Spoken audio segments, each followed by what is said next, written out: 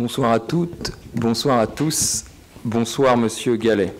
C'est un immense plaisir pour Tribune ESCP Europe que de vous accueillir pour cette 9e conférence de la saison. La 9e déjà, mais également une première, car ce soir, Tribune a la chance d'organiser cet événement en collaboration avec Streams, le média étudiant de ESCP Europe. La tradition journalistique se trouve au cœur de l'ADN tribunard. Dès le début des années 70, les comptes rendus et les éditos essaiment les premiers jalons de notre histoire associative. Plusieurs journaux aussi acerbes qu'estudiantins apparaissent ensuite, à partir de la décennie 80, pour éclairer les événements de Tribune. Le cadavre exquis, le tribunard ou encore le bien nommé des hauts et des bas. En 2015, Streams reprend le flambeau en élargissant le champ lexical et celui des possibles. En seulement 2 années, l'association dépasse ses objectifs initiaux et le 79 avenue de la République. Plusieurs centaines de milliers de visites sur le site internet, des lecteurs dans plus de 110 pays. Et surtout, grâce à la multiplicité de ses canaux, ce média novateur ne demeurera pas seulement prosateur. Les interactions sont variées, multiples, le lecteur deviendra vecteur. Malgré les différences, cette union associative laisse transparaître une philosophie commune, la volonté non pas d'abattre, mais de débattre, celle de comprendre et non de se méprendre ou de s'éprendre. Ce partenariat entre 2 associations dont je suis immensément fier d'être membre constitue le début d'une série que nous espérons aussi prolifique que durable. Durable, Monsieur Gallet, durable. Peut-être est-ce le terme que vous voudriez apposer et non imposer pour qualifier le développement de Radio France. Durable, l'obtention ne sera guère aisée dans cette guerre 2.0, là où les chaînes se déchaînent et la chronique verse trop souvent dans l'anachronique. Vous aurez l'occasion, en compagnie de Brieux Alexandre, de nous expliquer votre vision et votre stratégie face à ces médias de l'immédiat. Auparavant, le diptyque dépeint par Léa et Pauline reviendra sur votre trajectoire aussi rapide que rarissime. Nous aurons également la chance d'observer un documentaire exceptionnel sur Radio France afin de comprendre comment cet univers demeure uni vers un objectif commun. Enfin, Tribune ESCP Europe tenait à remercier son partenaire historique, le cabinet d'audit et de conseil EY, ainsi que le journal des grandes écoles qui accompagne l'association au quotidien. À titre plus personnel, je tenais également à remercier Alexandre Lepoutre et Corentin Jaouen qui m'ont grandement aidé dans l'organisation de cette conférence. Merci à tous d'être si nombreux. Merci à vous, Mathieu Gallet, et bonne conférence.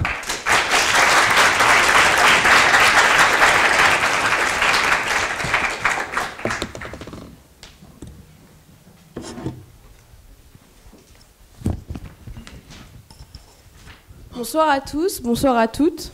Bonsoir Monsieur Gallet et merci d'avoir accepté notre invitation. Média nomade par excellence, émancipé de toute contrainte spatiale. La radio bouge, la radio n'est que mouvement. Sa seule voix, la voix, disait Michel Field. Et cette voix, c'est désormais vous, Mathieu Gallet, depuis que vous êtes devenu un nom incontournable des médias français. Un jeune prodige parmi les patrons. Tout commence à Villeneuve-sur-Lot, où vous naissez d'un père commercial et d'une mère fonctionnaire en janvier 1977. Et où vous resterez jusqu'au début de vos études. Vous commencez par intégrer une classe préparatoire, Hippocagne pour être précis, avant de rejoindre l'Institut d'études politiques de Bordeaux, dont vous sortez diplômé en 1999. À l'époque, vous vous rêvez directeur d'hôpital. Mais s'il vous arrive de ruer dans les brancards, c'est une autre voie que vous suivrez, en optant finalement pour un DEA d'analyse économique des décisions publiques à la Sorbonne. Tout vous destinez donc à une carrière publique. Et pourtant, encore privé de lumière, vous commencez dans l'ombre du privé. Dans l'ombre, mais dès le départ éclairé par des personnalités de renom. Vous débutez votre carrière chez Pathé International avant de rejoindre l'équipe du célèbre metteur en scène Bob Wilson, dont vous êtes le secrétaire particulier. Votre vie sort alors des sentiers battus.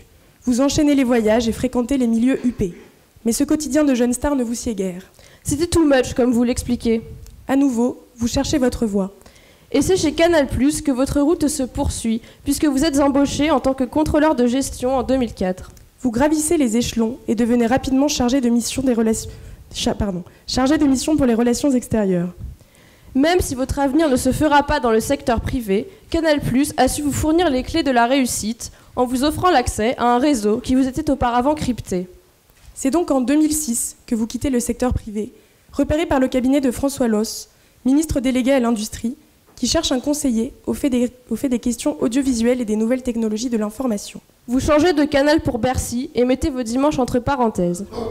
En 2007, vous rejoignez le ministère de la Culture en tant que conseiller technique pour l'audiovisuel et les médias. Votre place n'est alors pas des moindres, puisque vous vous occupez essentiellement des réformes de France Télévisions.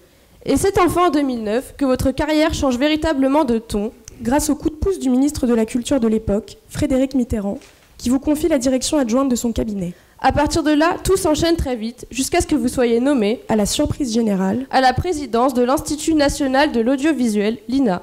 Vous, le garçon qui n'appartient à aucune des castes classiques du service public. Ni au siècle, ni à l'ENA, ni à la franc-maçonnerie, pour vous citer. Le jeune homme, comme on vous surnomme à l'époque, avec des airs pleins de sous-entendus. Vous vous retrouvez à la tête d'un groupe de plus d'1 millier de salariés, à l'âge de 33 ans. Si votre nomination se fait à la surprise générale, elle ne manquera pas de déranger. Nombreux sont ceux qui ont cherché à l'expliquer autrement que par votre talent. Vous le résumez très bien. Les énarques avaient été furieux qu'un sous-diplômé comme moi se retrouve à un poste qui leur était dû. Vos collaborateurs à l'INA, quant à eux, n'ont jamais douté de votre légitimité. Et vous décrivent comme un bel ami du XXIe siècle. La ressemblance avec le personnage est en effet frappante. Citons ces quelques mots passants. Grand, bien fait. Jusque-là, on est d'accord. Blond, vous êtes brun. D'un blond châtain vaguement roussi. Plutôt brun ébène. Avec une moustache retroussée. Ou bien rasée. Des yeux bleus. Les vôtres sont marrons. Clairs. Foncés. Troués d'une pupille toute petite. Ça, on n'a pas vérifié. Enfin bref, on voit très clairement la similitude. Bien évidemment, c'est plutôt votre ambition débordante et votre compréhension des règles de l'ascension sociale que vos collaborateurs évoquaient. Et ces règles, vous les maîtrisez apparemment à la perfection. Puisque dès 2014, vous atteignez des sommets. Du haut de vos 37 ans, vous êtes alors élu PDG de Radio France à l'unanimité par le Conseil supérieur de l'audiovisuel, ou CSA. Faisant de vous le plus jeune PDG de l'histoire de cette entreprise. Mais vous rencontrez des obstacles. Votre parcours jusque-là tout tracé est désormais semé d'embûches. Les premières fausses notes apparaissent. À peine arrivé que vous faites déjà parler de vous dans les médias. Car si votre élection s'est faite à l'unanimité, elle ne manquera pas de déranger une fois de plus. D'un côté, vous devez répondre aux exigences de l'État et faire des économies. De l'autre, vous êtes accusé d'avoir refait votre bureau à neuf pour plus de 100 000 €. D'un côté, des considérations sociales et des suppressions de postes. De l'autre, des boiseries de luxe. L'homme à radio serait-il devenu l'homme à radier ? Si votre réputation est sauvée in extremis par l'Institut général des finances, qui ne voit pas de caractère abusif à vos dépenses, le mal est déjà fait et la colère gronde. La plus longue grève de l'histoire de Radio France est alors initiée. Plus jeune PDG, plus longue grève. Autant dire que vous êtes un homme de record. Une fois le baptême de feu passé, les critiques se sont tues. Et vous avez poursuivi votre effort pour maintenir votre navire à flot, réduisant progressivement le déficit qui pèse toujours sur Radio France. 13 millions d'euros en 2016. Et malgré l'ampleur de votre tâche, rien ne vous arrête. Dans quelques mois, vous prendrez vos fonctions en tant que président des médias francophones publics. Votre objectif ? Mettre fin à l'image d'une radio rance, montrer à tous que cette référence n'a pas tiré sa révérence. Vous voilà donc arrivé en haut de l'échelle hertzienne, mais peut-on encore grimper plus haut ? Vous êtes arrivé tel un pavé dans la mare. Mais le galet continue de rebondir. Aujourd'hui, une seule question persiste. Jusqu'où irez-vous ? Finalement, loin d'être un homme médian des médias, vous n'avez pas tracé un micro-sillon, mais bien une voie majuscule, Mathieu Gallet. Et vous êtes un personnage aussi sombre que brillant, mystérieux et futé. Une exception parmi les patrons. Une onde de choc dans le monde de la radio. Apprécié par certains et contesté par d'autres, ce qui est sûr, c'est que vous n'avez pas fini d'étonner et de détonner. Place maintenant à Brieux et Alexandre. Bonne conférence à tous.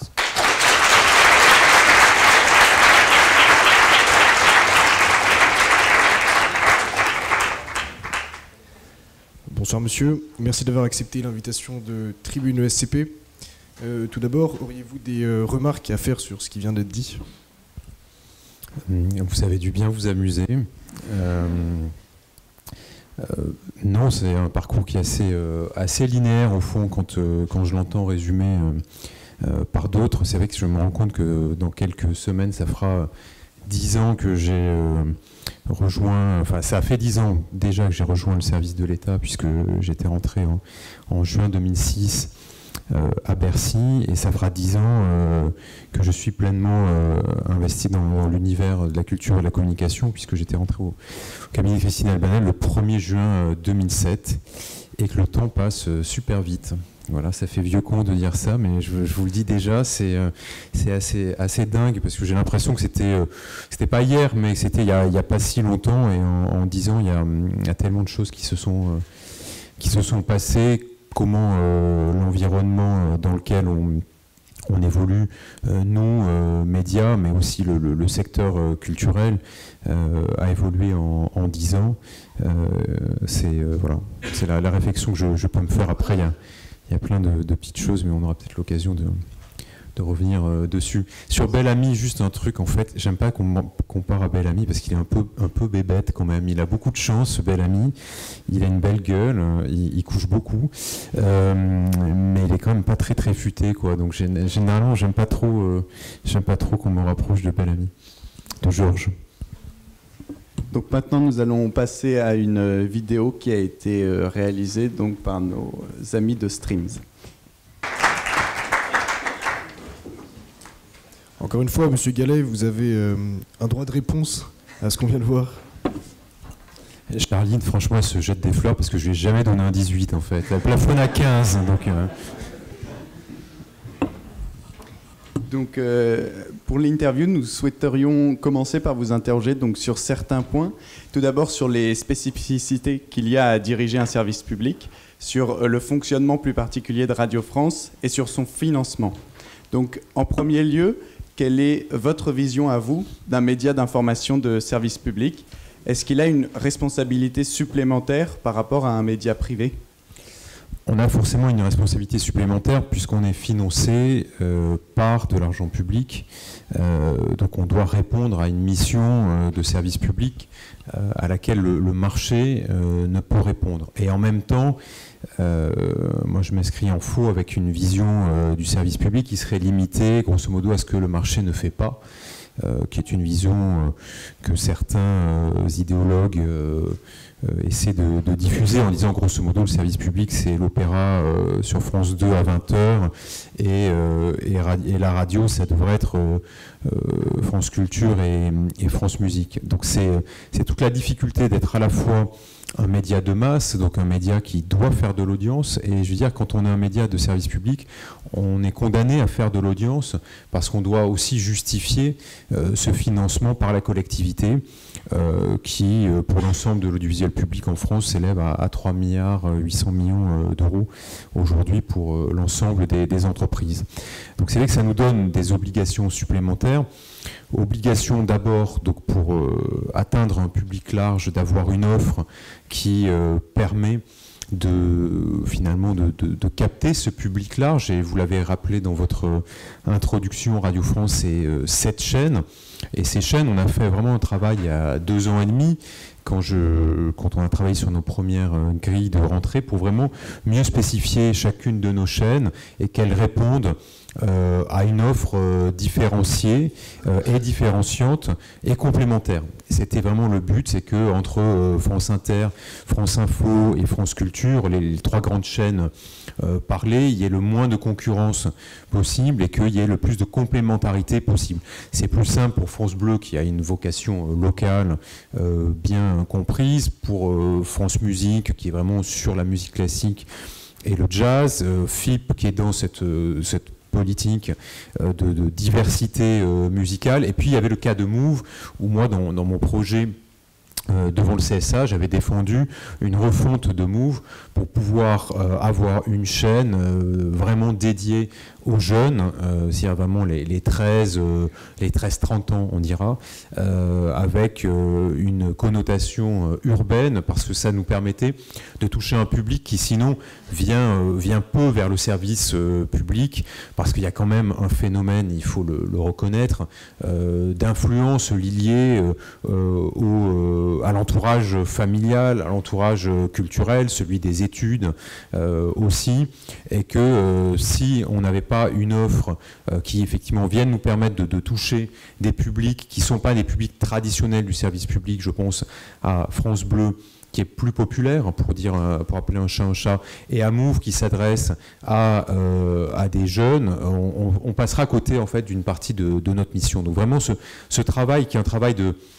C'est un mot qu'on n'aimait pas trop à Radio France, un travail de marketing, mais dans une école comme la vôtre, je pense que ça ne vous choque pas, de penser effectivement notre offre en fonction aussi de nos publics, et en étant toutefois fidèles à nos identités, parce que je veux dire, ces chaînes, elles ont une histoire. France Inter a une histoire, France Info a une histoire, France Culture aussi, donc d'être à la fois fidèle à nos valeurs, à nos identités, à notre histoire, et en même temps de reclarifier ces missions pour pouvoir rencontrer un public le plus large et le plus diversifié possible. Merci. Concernant le financement maintenant, aujourd'hui les subventions de l'État sont en baisse. Comment comptez-vous, quelle stratégie voulez-vous adopter pour garder la qualité de votre offre avec moins d'aide de l'État? Alors, elles ne sont pas en baisse, elles sont stables, ce qui est déjà un changement par rapport au passé. Depuis 5 ans maintenant, notre dotation de fonctionnement est stable. On a un investissement qui est reparti, puisque vous l'avez constaté pour vos camarades qui sont venus, nous avons un chantier qui continue, un gros chantier de réhabilitation de la maison de la radio, mais ce financement avait baissé en 2012-2013 et il a largement expliqué le déficit qui était le nôtre et auquel j'ai dû faire face en 2015. Donc aujourd'hui, on a un financement qui est stable. Ce qui est sûr, c'est qu'on ne pourra pas continuer éternellement avec un financement qui n'évolue pas.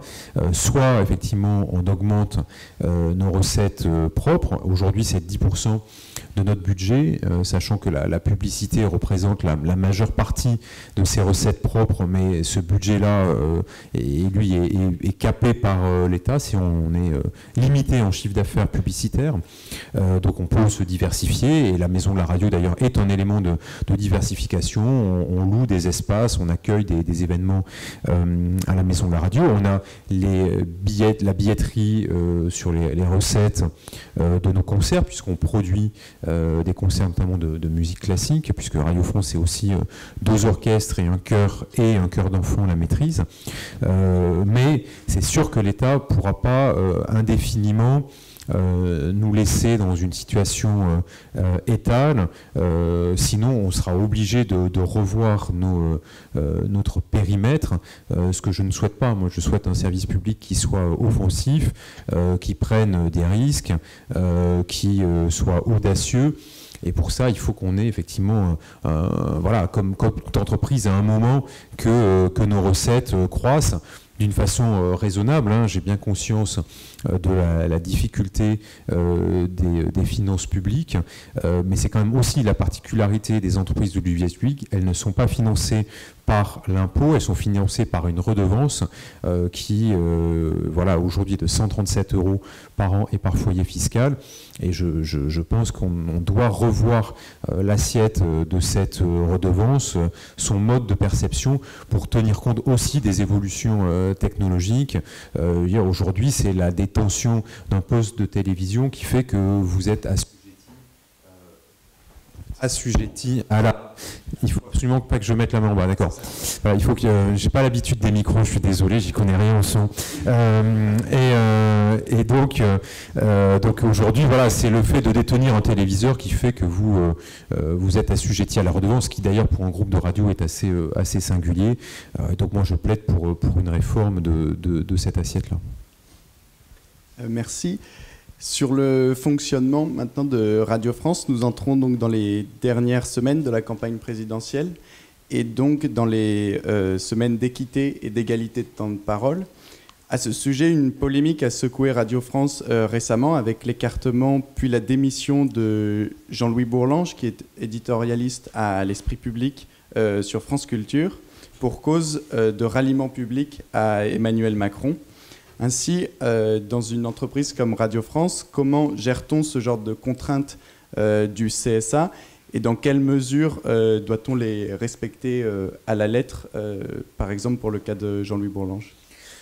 Alors c'est des mesures qui sont compliquées, on ne va pas se le cacher, pour l'ensemble des médias, et le CSA nous avait tous réunis l'an dernier, puisque les règles ont été précisées après la loi électorale de 2016. On est entré le 1er février dans une première phase d'équité de temps de parole, et à partir de la semaine prochaine, donc au moment où le Conseil constitutionnel aura arrêté la liste définitive des candidats à la présidence de la République, on sera dans un deuxième temps de l'équité, c'est-à-dire qu'aujourd'hui, l'équité correspond à un temps d'antenne, un temps de parole global.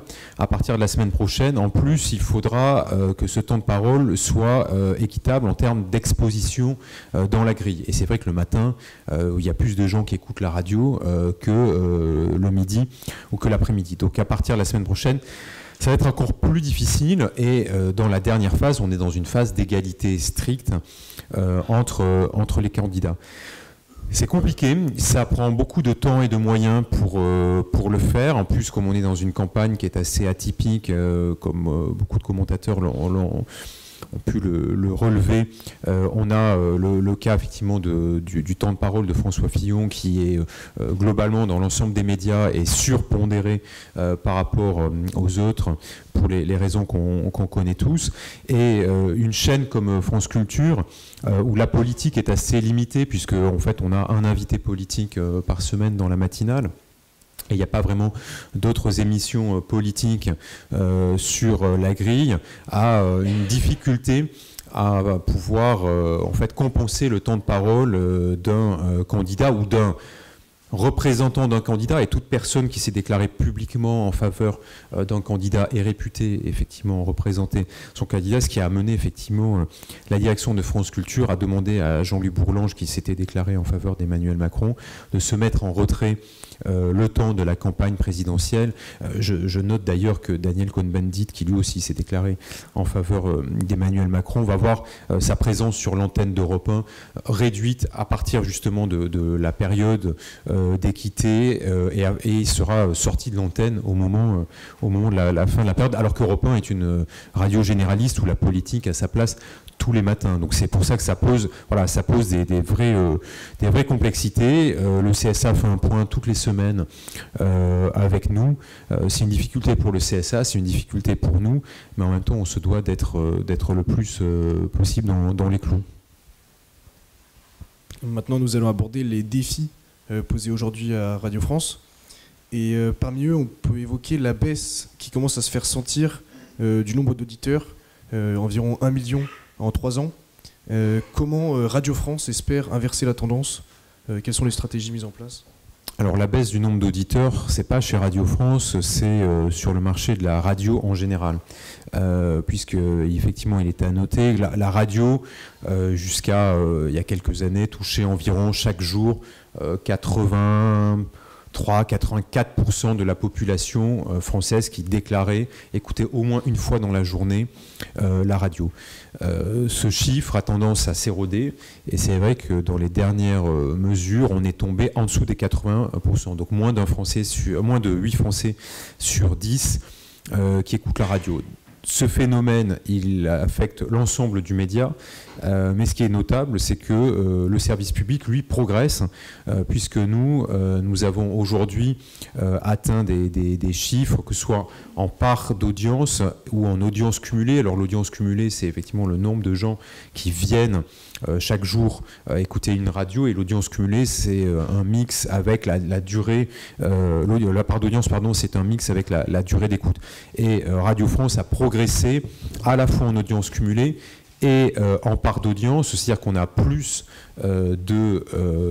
d'auditeurs chaque jour et qui restent plus longtemps, ce qui explique que notre part d'audience, pour la première fois, elle a dépassé 25%, ce qui n'était jamais arrivé, et qu'une chaîne comme France Inter, moi, quand je suis arrivé, les premiers chiffres, quand je suis arrivé donc, de la dernière grille de mon prédécesseur, France Inter était à 9 points d'audience, donc un niveau qui était très bas. Aujourd'hui, on se situe entre 11, 2, 11, 3 lors des dernières mesures. Donc il y a une vraie conquête d'auditeurs, et notamment, je pense, d'auditeurs plus jeunes. On l'a vu sur France Info, notamment. Là aussi, France Info a repassé les 4,5 millions d'auditeurs par jour, parce qu'on a un public qui s'est diversifié. Laurence Bloch le disait dans son interview, enfin dans la petite présentation que vous avez faite. Pour nous, il faut à la fois rester une radio et en même temps tenir compte de tous les changements d'usage d'habitude d'écoute, de consommation de nos médias, puisqu'aujourd'hui la place de la vidéo est devenue très importante pour le média radio. La distribution sur les plateformes de partage, et particulièrement YouTube, est importante. Le redécoupage de nos programmes et l'essaimage sur les réseaux sociaux est aussi essentiel. Et une personnalité comme Charline, aujourd'hui, elle est très suivie sur les réseaux sociaux, son émission est très suivie en live stream sur notre site et sur YouTube. Et aujourd'hui, notre best-of des humoristes de France Inter est aujourd'hui le premier podcast chaque semaine de France Inter. Donc vraiment, c'est une stratégie de dissémination, c'est une stratégie d'essaimage pour pouvoir toucher un public qui n'a pas eu l'habitude d'écouter la radio, ce qui à mon avis est le cas de beaucoup d'entre vous, parce qu'on le voit, la génération des millennials, je ne sais pas si vous aimez vous faire appeler comme ça, mais enfin c'est comme ça que les marketeurs vous appellent, effectivement, écoute moins la radio par rapport à ma génération où on écoutait la radio pour découvrir notamment de la musique. Donc les radios musicales souffrent beaucoup. On le voit, c'est le cas d'Énergie, on le voit aussi pour d'autres radios musicales, parce qu'aujourd'hui, la musique, pour découvrir la musique, il n'y a pas que la radio. Je pense que voilà, tous les abonnements à Spotify, à Deezer ou Apple Music amènent aussi de la musique, la font découvrir. Donc il faut réinventer le rôle des radios musicales, ce qui explique effectivement un décrochage en France. Moi, ce qui m'a un peu rassuré, c'est qu'il y a 15 jours, j'étais aux États-Unis, en Californie, à Seattle, avec une partie des cadres de Radio France, et on a rencontré l'équipe de iHeart Radio, qui est le premier groupe de radio privée aux États-Unis. Et aux États-Unis, on a vu ces 5 dernières années l'écoute de la radio, au contraire, croître, notamment parce que les podcasts marchent très très fort aux États-Unis, et parce que ce que nous expliquait iHeart Radio, c'est qu'ils avaient effectivement une politique, d'adaptation à l'ensemble des devices. C'est-à-dire que dès qu'il y a une nouvelle façon d'écouter de la radio, que ce soit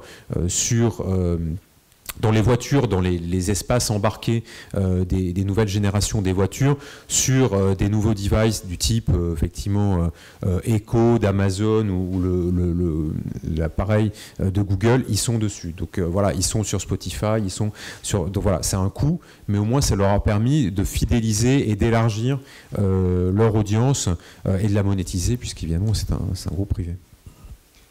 Mais donc dans votre volonté donc de toucher plus les jeunes par la radio, donc on l'a compris, ça passe par une stratégie donc de différenciation des médias utilisés. Du coup, la question du maintien de Move se pose, puisque les audiences ne sont pas vraiment au rendez-vous. Les derniers chiffres parlent de 0,3% de l'audience, ce qui correspond environ à 160 000 auditeurs. Est-ce que la question du passage à une web radio ou pour Move se pose à Radio France?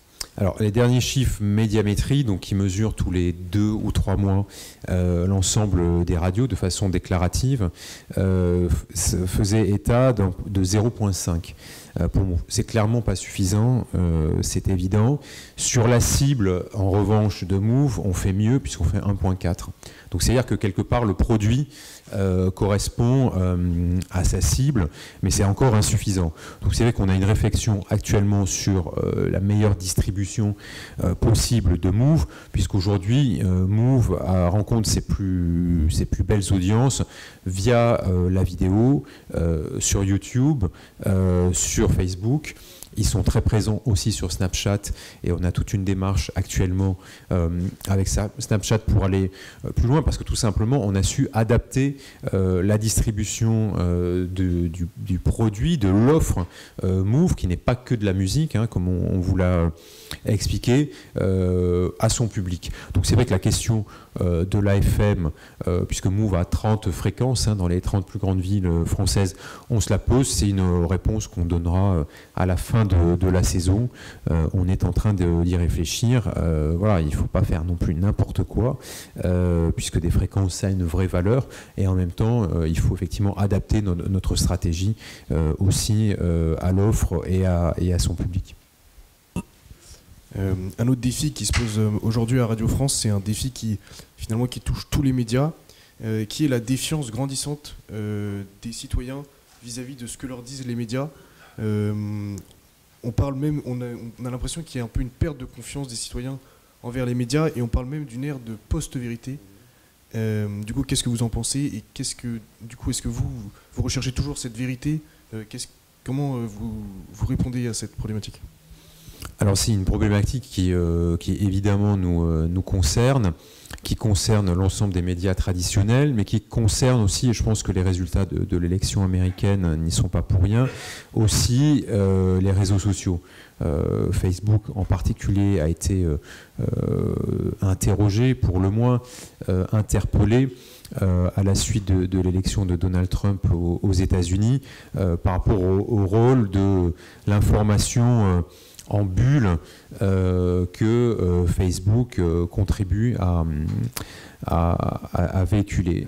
Donc vous avez vu qu'il y a des réponses qui sont proposées à la fois par Google et Facebook pour essayer de chasser les fake news de leur réseau, qu'un certain nombre de médias ont choisi de s'associer à ces initiatives pour pouvoir justement faire le tri entre le grain et l'ivraie. On n'a pas souhaité y aller. On a eu un débat interne au sein des rédactions, au sein des directions. Pour l'instant, on n'y est pas. Forcément, ce sont des initiatives qui sont intéressantes, mais au fond, est-ce que ce sont les médias traditionnels qui ont à faire la police du net pour le compte de ces géants américains? C'est la question aussi qu'on leur a posée. Nous, on a, à notre niveau, à notre échelle modeste, on tente d'apporter une réponse en amont à travers nos initiatives en matière de décryptage de l'information, de sensibilisation des plus jeunes publics. Et quand je dis les plus jeunes, c'est vraiment les adolescents à ces questions.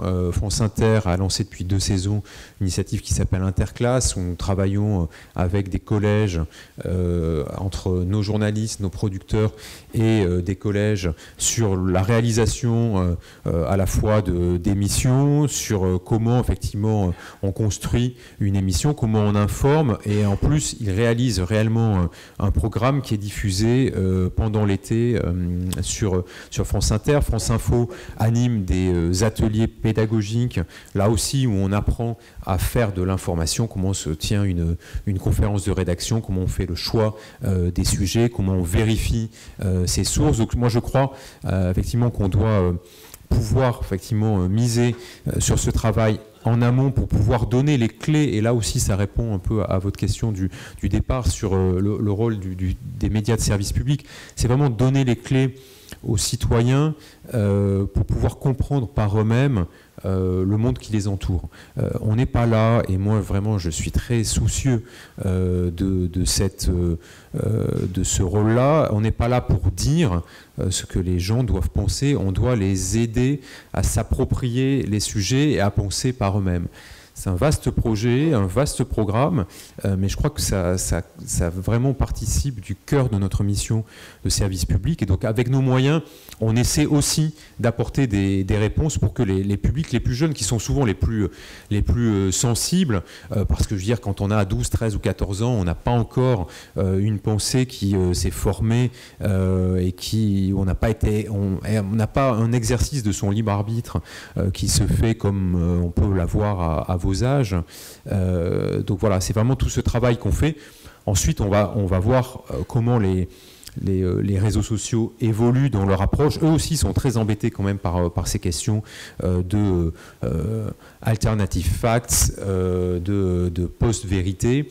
Et en même temps, c'est aussi leur mode de fonctionnement, qui fonctionne par communauté, qui induit ce mode d'information. Ils ne vont pas non plus se tirer une balle dans le pied par rapport à lucrative activité. Et sur cette défiance des citoyens, il y a aussi un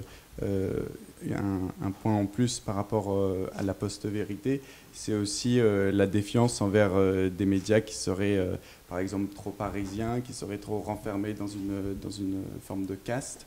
À ce sujet, le chef du service politique de France Culture disait qu'il faudrait sortir des grands centres urbains pour se rendre dans cette France, enfin, je le cite, dans cette France périphérique décrite par Christophe Guilly. Est-ce que des actions sont menées dans ce sens avec Radio France? Oui, bien sûr, nos antennes le font, et d'ailleurs il n'y a pas que nous, hein, je dirais un certain nombre de médias. Je regardais l'autre jour ce que France 2 faisait aussi. Je pense que c'est une des leçons qui a été retenue de la campagne américaine une fois encore. Qu'on a vu qu'aux États-Unis, il y avait les habitants des deux côtes et puis le centre du pays, et que probablement il y a eu un déficit de traitement de cette vie, et qui est dans la diversité de ce pays, parce que les médias traditionnels locaux aux États-Unis ont été quand même ravagés par la crise, hein, je pense notamment à la presse locale, et qu'en France, on voit aujourd'hui que la situation n'est pas très bonne non plus. Donc c'est vrai que ce soit Inter, Culture, France Bleu évidemment, puisque là c'est vraiment le cœur de sa mission, ou France Info, organise vraiment des reportages, se déplace aussi dans les régions. On était, je crois, sur France Inter il y a une dizaine de jours à Aubusson, dans la Creuse, pour pouvoir parler des sujets de la campagne dont on n'entendait pas forcément assez parler, sur la désertification de ces zones rurales, avec tout ce que ça entraîne derrière comme difficulté de maintenir une vie en commun, une communauté, avec la question des déserts médicaux, avec la question effectivement des services publics qui sont aujourd'hui en retrait, avec la question des jeunes qui partent dans les grands centres universitaires et qui ne reviennent pas, avec le fait qu'il y a encore une fracture numérique dans l'arrivée du très haut débit et du haut débit dans ces zones-là. Donc voilà, donc c'est aussi pour nous une façon de dire nous sommes un groupe national, et c'est vrai que c'est aussi un message que je répète assez souvent. C'est pas parce qu'il y a France Bleu que les chaînes nationales n'ont pas elles aussi à traiter ne serait-ce que de l'actualité. Moi je vois sur l'actualité culturelle, c'est toujours un travail important de dire il y a beaucoup de choses qui se passent à Paris, parce que c'est vrai que l'actualité culturelle elle est plus forte à Paris qu'en région, mais il y a aussi une vraie dynamique culturelle en région, et on doit aussi traiter de ce qui se passe dans les régions pour pouvoir être un média réellement concernant pour l'ensemble de nos concitoyens. Merci. Donc maintenant, on va se concentrer un peu sur le conflit social qui a eu lieu en 2015. Donc un bref résumé du conflit, c'est qu'il y a eu des demandes du gouvernement pour un retour à l'équilibre initialement prévu pour 2017. Vous avez alors proposé un certain nombre de réformes qui n'ont pas toujours plu aux syndicats, et des tensions se sont alors cristallisées sur ces réformes. Oui. Les syndicats ont appelé à la grève qui a duré un temps historique de 28 jours, avec certaines revendications: l'abandon de la fusion des deux orchestres de Radio France, l'abandon des réformes du service propreté et des moyens pour l'accueil et la sécurité, l'abandon de la réforme des modes de production, le maintien des effectifs et le rejet des mutualisations de programmes sur France Bleu. Donc qu'est-ce qui est ressorti de ce conflit social? Quelles réformes ont été maintenues et quelles autres ont été abandonnées?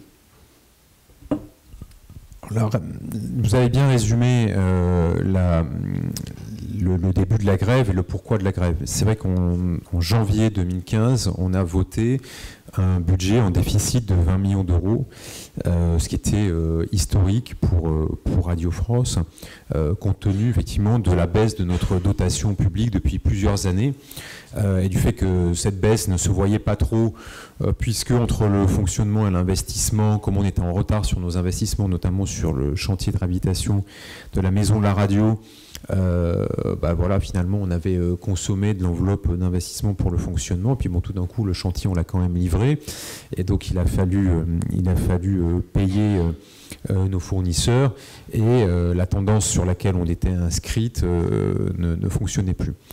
Vous l'avez dit, au départ, on devait retourner à l'équilibre sous 2 ans. Retourner à l'équilibre sur 2 ans, alors que l'entreprise faisait déjà depuis 3 ans un vrai effort de rationalisation de ses coûts, ça nécessitait de toucher au périmètre.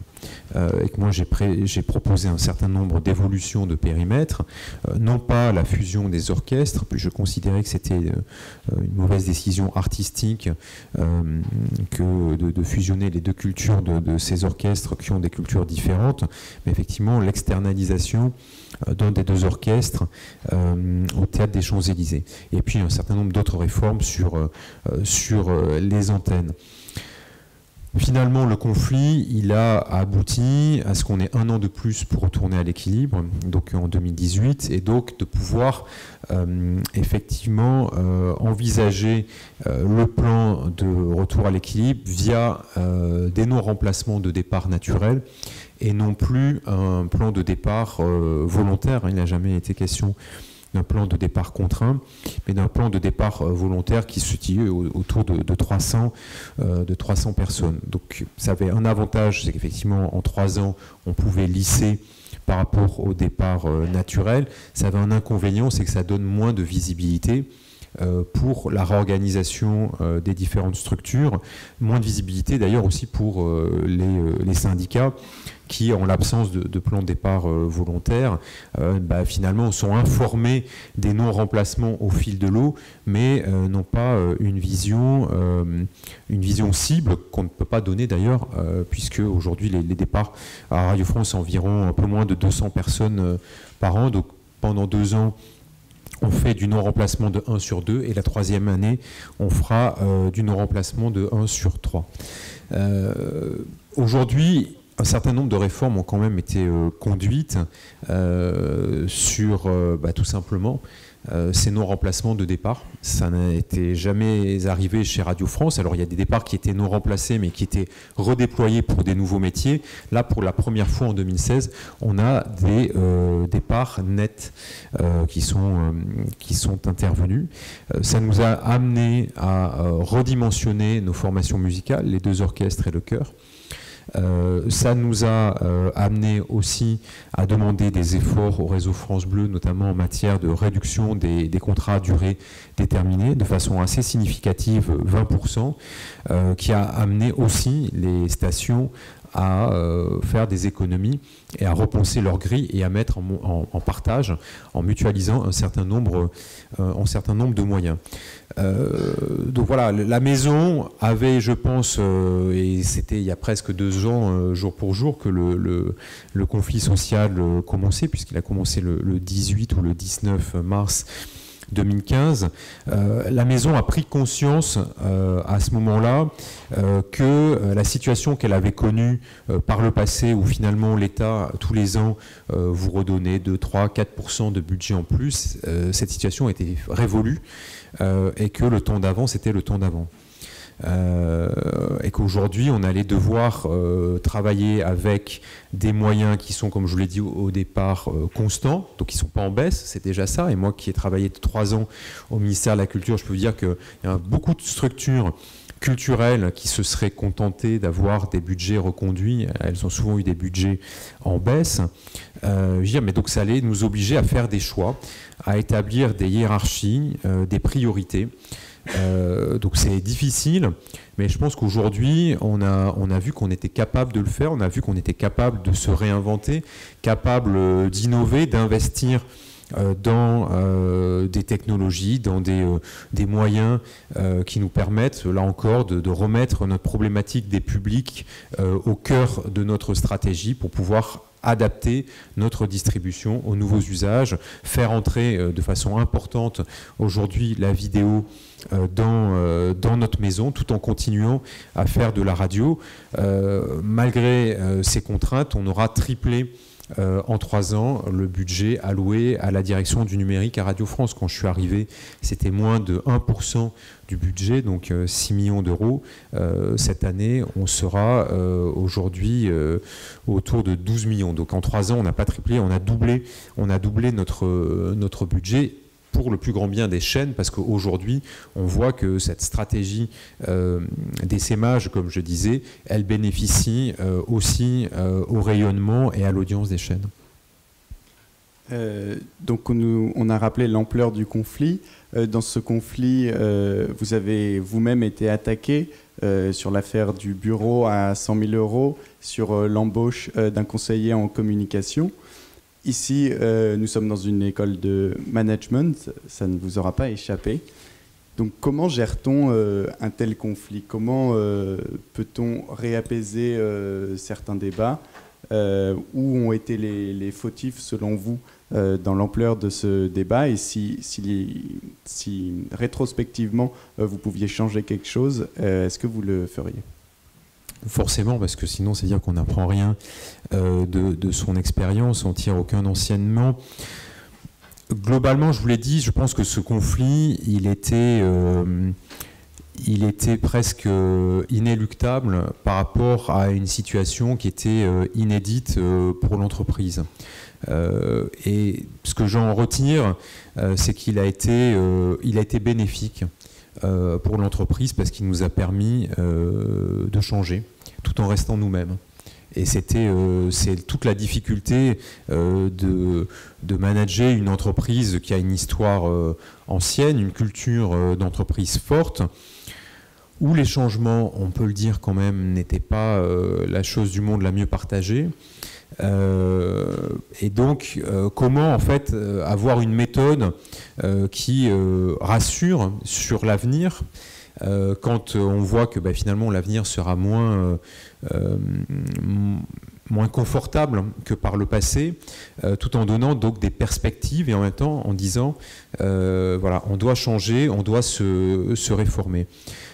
Comment on tient? Parce que au fond, ma stratégie et le projet que j'avais écrit quand j'ai décidé d'être candidat à Radio France, je la pensais bonne, je la croyais bonne et je la crois toujours bonne. Donc je n'avais pas de doute sur la pertinence de la stratégie.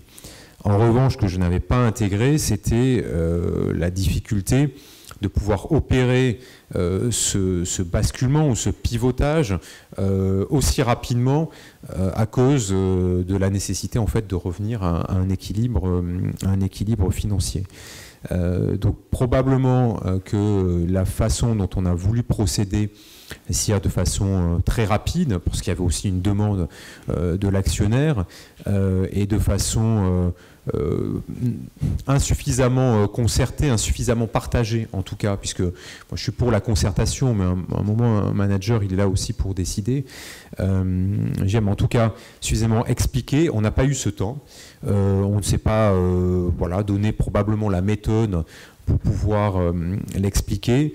Et donc voilà, c'est ce qui a expliqué aussi des incompréhensions. Et puis voilà, c'est un choc. Je pense que c'est un choc collectif. C'est un choc pour moi aussi. Je me souviens très bien de mon Noël 2014 où on n'avait toujours pas pu adopter de budget, où j'étais le 25 à 19h encore au téléphone avec les administrateurs de Bercy pour pouvoir effectivement arriver à un arbitrage et une présentation du budget qui donc déjà était décalé d'un mois parce qu'on n'arrivait pas à voir l'arbitrage, parce que les différentes administrations de l'État n'étaient pas en mesure de s'entendre.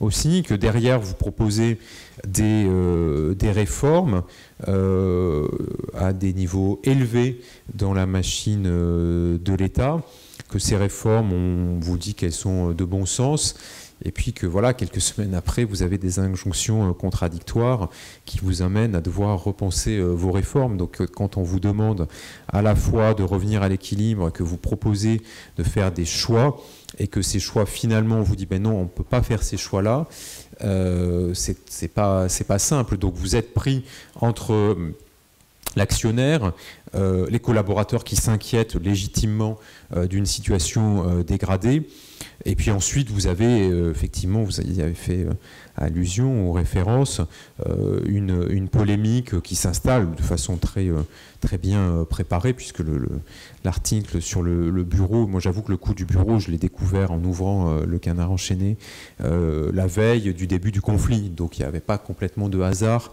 non plus. Je ne suis pas suffisamment innocent, et puis j'ai quand même passé quelques années en cabinet ministériel. Ça vous apprend aussi à voir comment les choses peuvent être construites pour ne pas vous faciliter la tâche.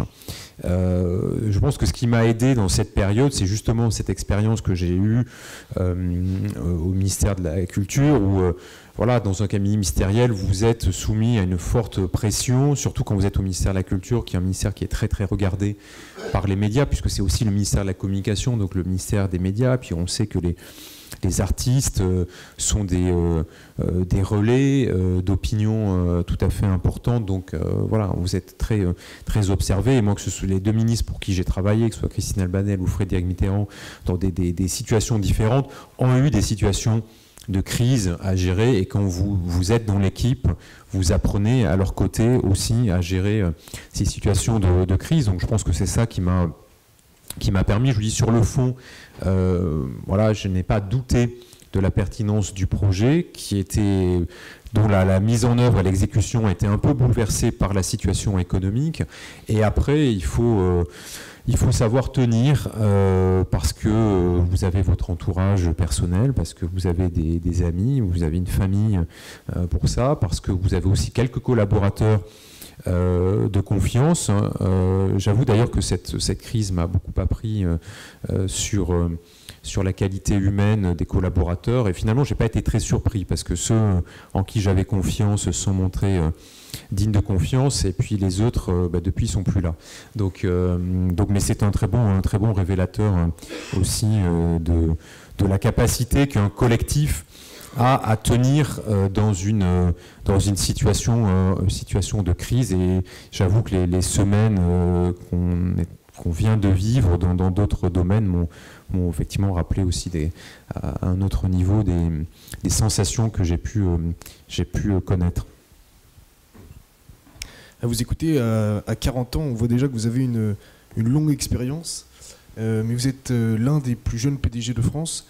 Est-ce que votre âge a une influence, vous pensez, sur votre façon de gérer le groupe Radio France ? C'est pas mon âge, c'est mon expérience. Hein. Au fond, c'est l'âge, c'est ce qu'il y a sur votre état civil. Bon, c'est un peu ce que vous avez sur la tête aussi, ou sur les cheveux. Mais pour ce qui me concerne, mais non, c'est votre expérience. Moi, au fond, là aussi, si je fais référence à la grève, j'avais donc 2 ans de moins, donc j'avais 38 ans. C'est que c'est un peu jeune pour connaître un maelstrom comme celui-là, parce que quand vous avez une grève, une campagne de presse, un contrôle d'inspection générale des finances sur l'intégralité de vos dépenses, tout ça, à la fois plus un actionnaire qui vous facilite pas la tâche, voire vous la complique de façon tout à fait volontaire, ça fait beaucoup de choses à la fois. Je vous le dis, je crois que les années en cabinet m'ont vraiment appris aussi à observer, à prendre des réflexes, à aussi savoir encaisser, à savoir rendre les coups.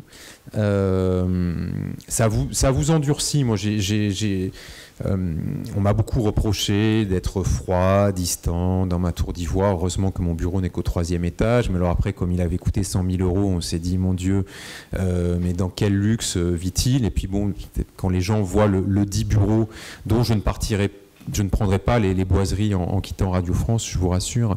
On se dise, bon, ah oui, c'est ça le bureau. C'est vrai que moi, j'ai fait visiter ce bureau pour les journées du patrimoine et les gens étaient presque déçus, s'attendaient à voir probablement de l'or et du marbre de Carrare, en plus de la moquette.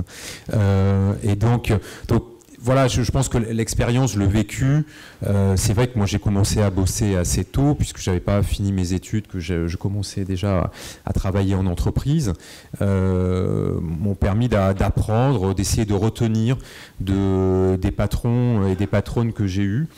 Et puis après, c'est votre caractère aussi, quoi. Voilà, je crois que j'ai un caractère assez... j'ai pas envie de me décrire d'ailleurs. J'ai mon caractère, mais qui fait que je suis quelqu'un. Les gens m'ont peut-être découvert comme quelqu'un qui était certes assez jeune, mais qui n'était pas inexpérimenté, et que j'étais assez solide, y compris dans les moments où ça bougeait, ça tanguait. Merci. Donc maintenant, on va passer à un nouvel épisode de l'interview. Donc ce que l'on appelle le Fast and Curious. Donc c'est-à-dire qu'on va vous présenter 2 mots et il va falloir choisir l'un ou l'autre de façon la plus rapide possible.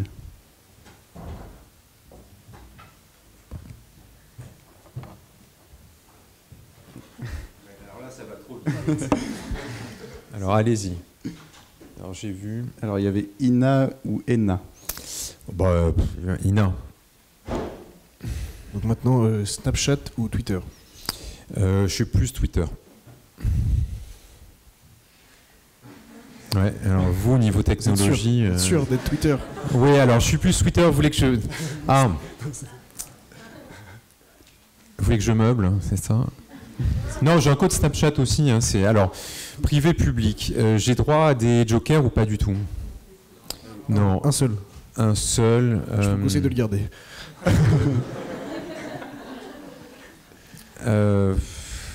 C'est très difficile parce que je fais une petite digression. Si j'ai eu envie d'aller diriger l'INA, c'est justement parce que l'INA c'est à la fois un établissement public avec des missions de service public et en même temps une entreprise qui vit à 30% de son budget par des ressources commerciales, et c'est un bon mix entre ma carrière privée-publique. Privé-public, je dirais entreprise.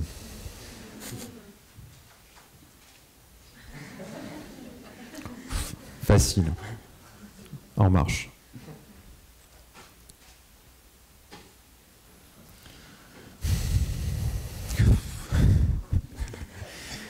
Allez, Nicole Ferroni.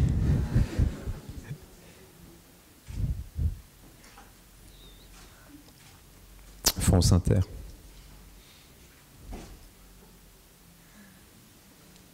La Plume. Donc Philippe Meyer étant un chroniqueur à Radio France sur France Culture maintenant, et Stéphanie Meyer, l'auteur de la trilogie Twilight. Alors, j'ai pas lu Stéphanie Meyer, mais je dirais Stéphanie Meyer quand même.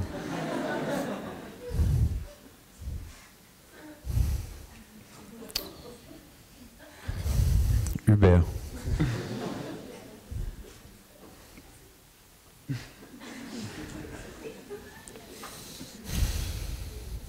C'est quoi les cuisines Mobalpa? Ça existe encore? Je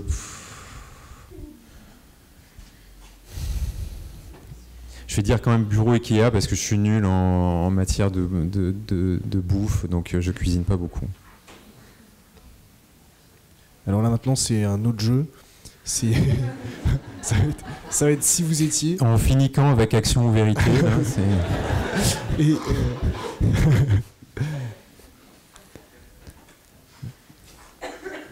si vous étiez une émission. Si j'étais une émission.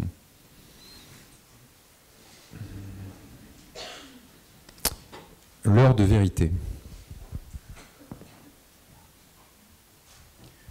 Si vous étiez donc un chroniqueur. Pardon. Un chroniqueur. C'est pas un chroniqueur, c'est un humoriste, mais Daniel Morin. Si vous étiez une personnalité politique.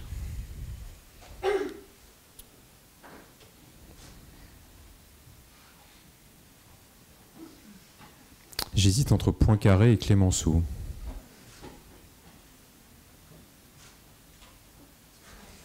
Donc merci beaucoup. On va passer aux questions du public maintenant.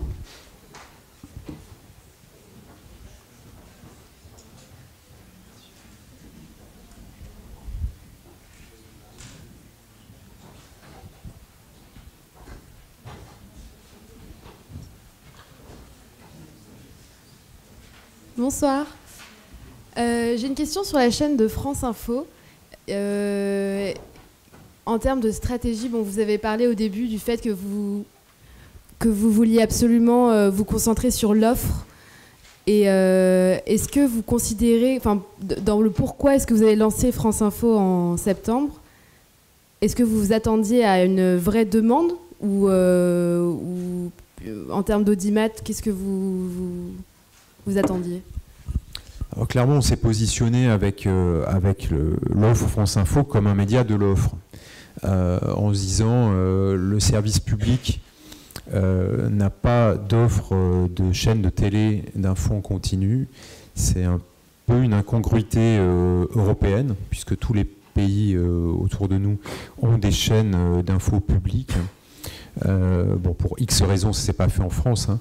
Il n'y avait pas de raison de marché que ça ne se fasse pas. C'est surtout des raisons politiques.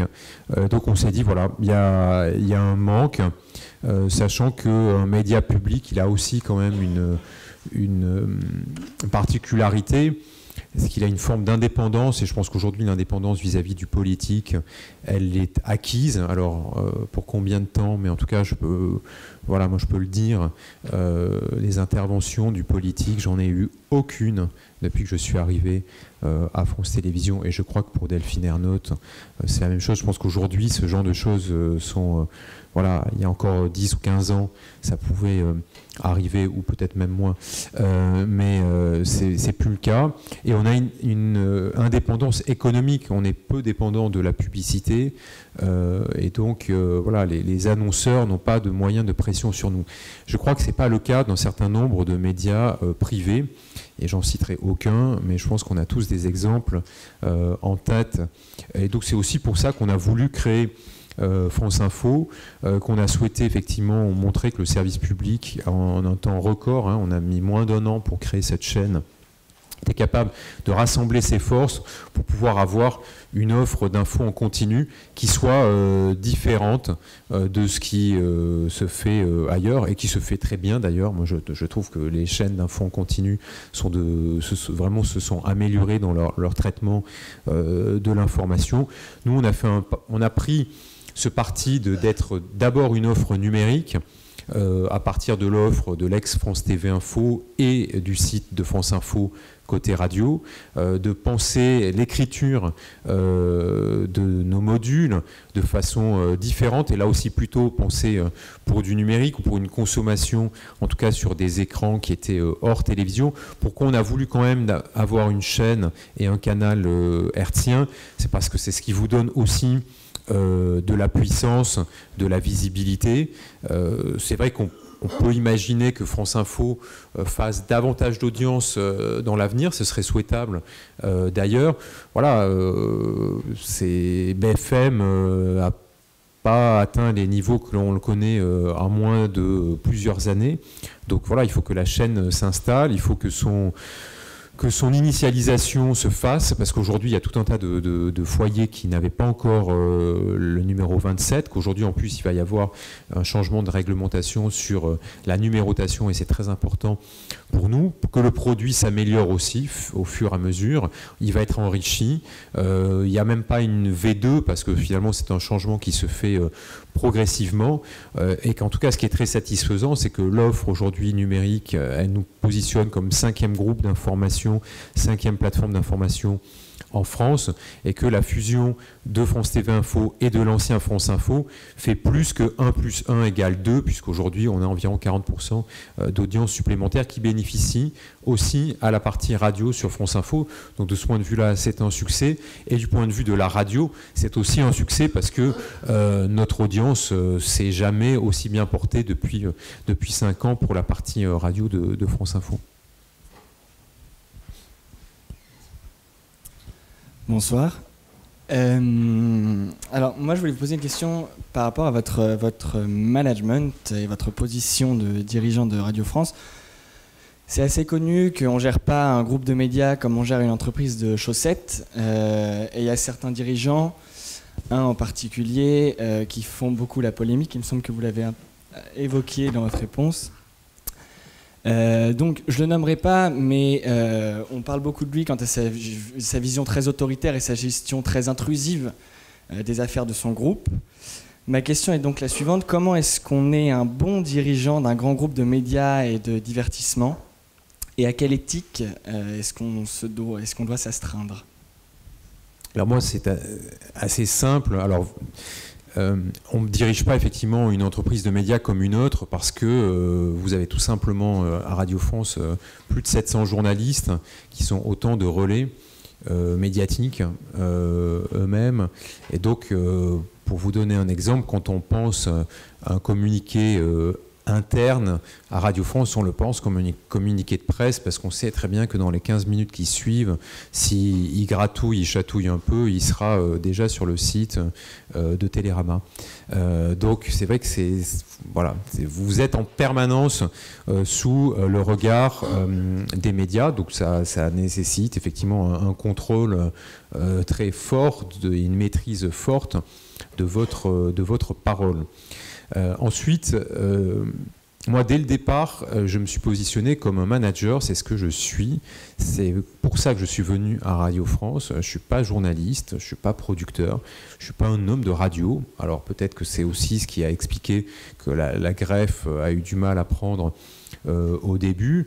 Moi, je suis là pour non pas être un gestionnaire, parce que je ne suis pas directeur général de Radio France, je suis président directeur général. Donc je suis là aussi pour impulser une stratégie, pour donner un cap, pour m'entourer d'une équipe, pour la faire travailler ensemble, lui donner des objectifs et contrôler que ces objectifs sont atteints.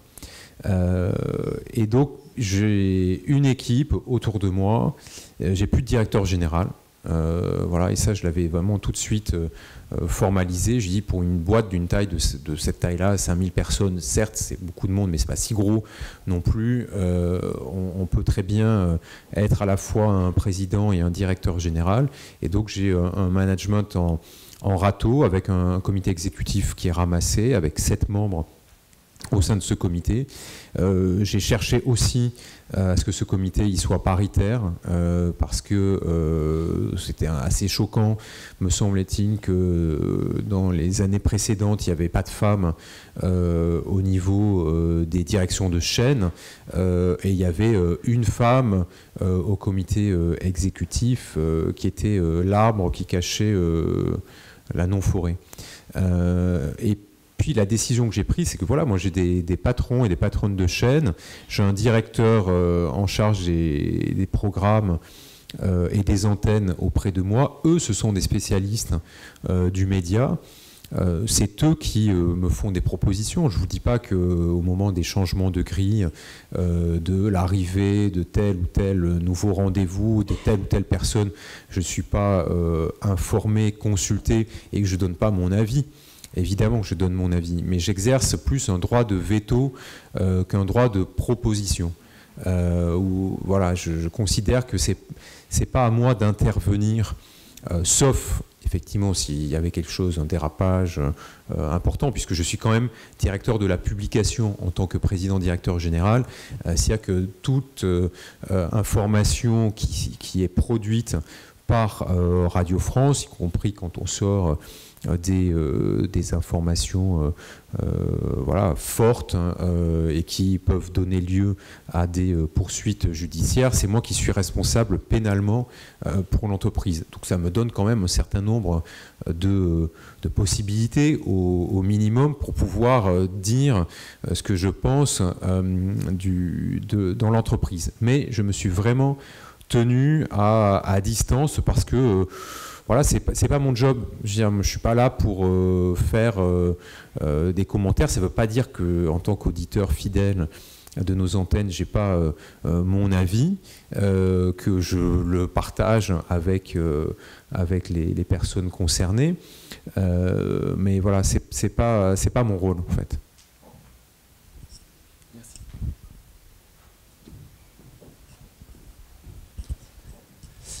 Bonsoir Mathieu Gallet. Moi j'aimerais évoquer le cas Le Move, et non pas Move parce que je suis un peu nostalgique de l'ancienne chaîne. Vous n'êtes pas si vieux pourtant. Non, c'est vrai, c'est vrai. Vous avez dit tout à l'heure que la radio souffrait aussi un peu parce que la génération actuelle ne fonctionnait pas comme les générations précédentes, qui notamment écoutaient la radio pour découvrir de la musique. Et pourtant, j'ai l'impression que la programmation de Move, qui était auparavant très exigeante et très éclectique, et qui faisait la belle part aux petits artistes et aussi aux festivals beaucoup, c'est un peu calqué sur d'autres radios. En tout cas, c'est ce que j'ai pu entendre, ou ce que les critiques parfois évoquent, comme Énergie, Fun Radio, etc. Parfois, c'est pas toute la programmation. Mais voilà, est-ce qu'il n'y a pas une petite contradiction à ce niveau-là, et comment on fait pour continuer à faire découvrir de la musique tout en étant compétitif par rapport aux autres radios? Le Move, c'était devenu une radio jeune, mais jeune pour les 35-49 ans, quoi. Donc en fait, moi j'étais dans la cible du Move. Voilà, donc avec un concept qui était le France Inter des jeunes. Ce qui pour moi est une double erreur. Ça veut dire que France Inter ne pourrait pas intéresser les jeunes. Et deux, je pense que quand on écoute une radio, il y a quand même un rapport de fidélité, il y a un rapport plus personnel avec la radio qu'on peut l'avoir avec une télé. On a rarement envie d'écouter, voilà, d'avoir les mêmes goûts que ses parents. Donc c'était le deuxième écueil. Donc en fait, Move, qui était au début une radio pop-rock, avait progressivement dérivé vers une radio de niche qui était hyper intéressante. Et moi j'aimais beaucoup le Move aussi, mais qui était très peu concernante et qui, quand on regardait le profil des auditeurs du Move, était en fait le profil de l'auditeur classique du service public en plus jeune, quoi. Donc je vous fais pas de dessin. C'était du CSP++, c'était le lecteur de Technicart et des Inrock réunis. Voilà, papa maman avait Télérama dans le salon et puis moi je lisais les Inrock dans ma chambre, quoi. Donc papa maman écoutait France Inter et moi j'écoutais le Move. Donc moi j'assume effectivement le virage pour dire on doit pouvoir toucher un autre public qui est ce public qui n'écoute pas la radio de service public parce qu'il n'y a pas ce phénomène de reproduction qu'on connaît bien et qu'il ne faut pas se cacher. Et donc on a changé, on a dit voilà, on va aller sur un public beaucoup plus jeune, beaucoup plus tourné vers les cultures urbaines, le hip-hop et le R&B qui sont aujourd'hui tout sauf une culture de niche, puisqu'on le voit bien, il y a aussi du mainstream dans cette culture-là, et en même temps de continuer à faire découvrir de nouveaux talents, mais dans cet univers culturel, puisque de toute façon c'est une de nos obligations par notre cahier des charges. Donc c'est vrai que moi j'ai beaucoup de copains qui m'ont dit mais c'est pas possible, t'es criminel d'avoir tué le Move, moi j'écoute plus. Je dis c'est très bien que t'écoutes plus parce que t'es pas dans ma cible de toute façon, quoi. Donc voilà, sinon si tu veux écouter une musique éclectique, découvrir des talents, tu as FIP pour ça, et FIP qu'on a enrichi en plus depuis un an maintenant avec les web radios de FIP qui font un carton, qui nous permettent effectivement de pouvoir démultiplier l'offre de FIP. Et donc rendez-vous sur FIP Rock. On va ouvrir 2 nouvelles web radios de FIP prochainement.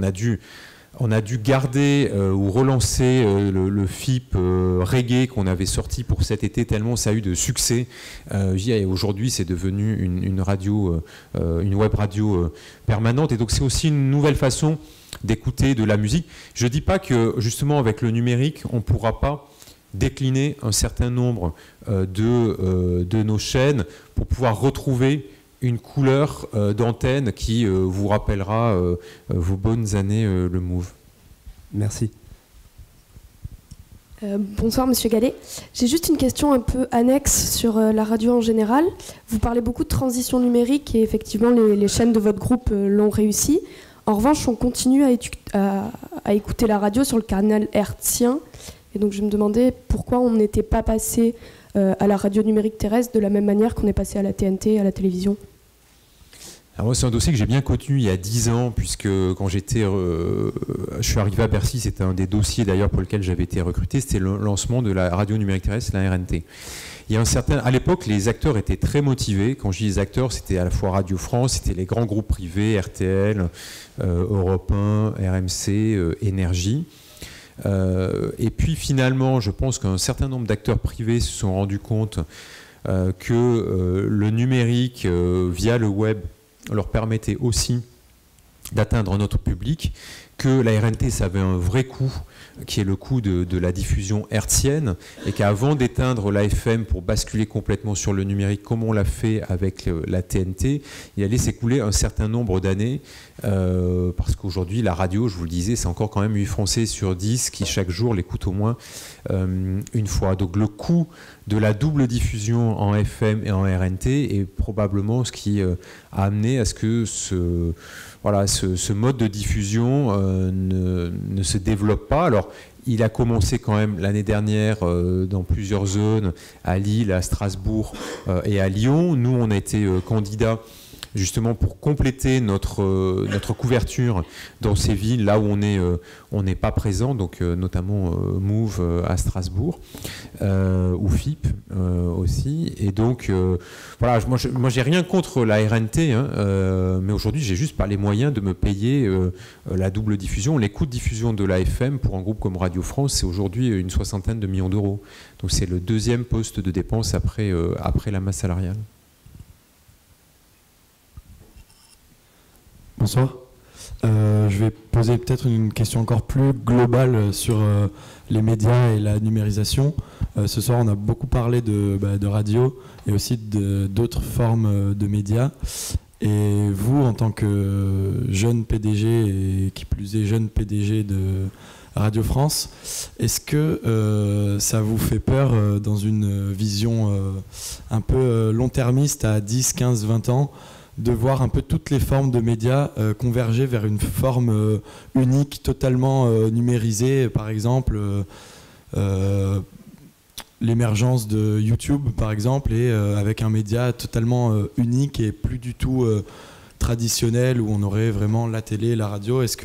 Comment vous voyez ça? Est-ce que ça vous fait peur, ou alors est-ce que dès aujourd'hui vous êtes totalement prêt à faire face à ce défi? Non, ça nous fait pas peur. Si je vous disais que ça me fait peur, franchement, c'est que j'aurais donné ma dème au conseil d'administration.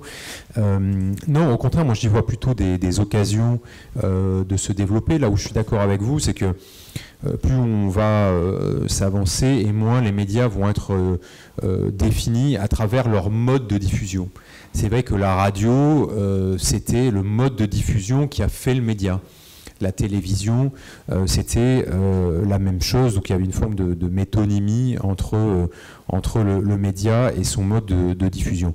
Aujourd'hui, ce qui me rend confiant, et je ne sais franchement pas à quoi ressemblera le marché à 5, 10 ou 15 ans, je pense que personne ne le sait, et c'est tant mieux. Les choses changent tellement vite, et avec une accélération des cycles très forte.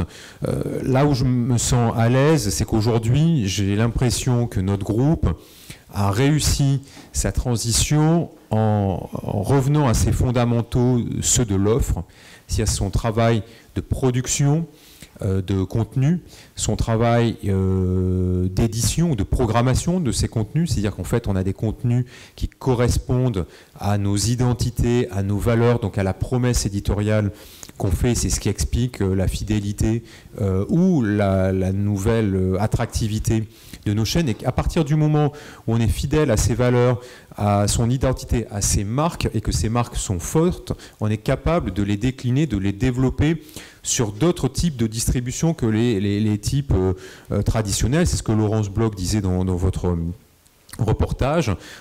Aujourd'hui, on est pleinement France Inter, mais on peut écouter France Inter, on peut regarder France Inter sur Facebook, sur YouTube, on peut s'informer en lisant des textes de France Inter sur Twitter ou sur Facebook. Donc voilà, aujourd'hui, on s'est adapté parce que j'ai envie de dire, on est bien dans nos baskets, on est bien dans notre identité. Le pire, ce sont les médias qui, aujourd'hui, n'ont plus d'identité, ont une identité diluée ou infidèle à leur histoire. Alors, j'aime pas le terme d'ADN parce qu'on le met vraiment à toutes les sauces, mais à leur histoire, à leurs valeurs.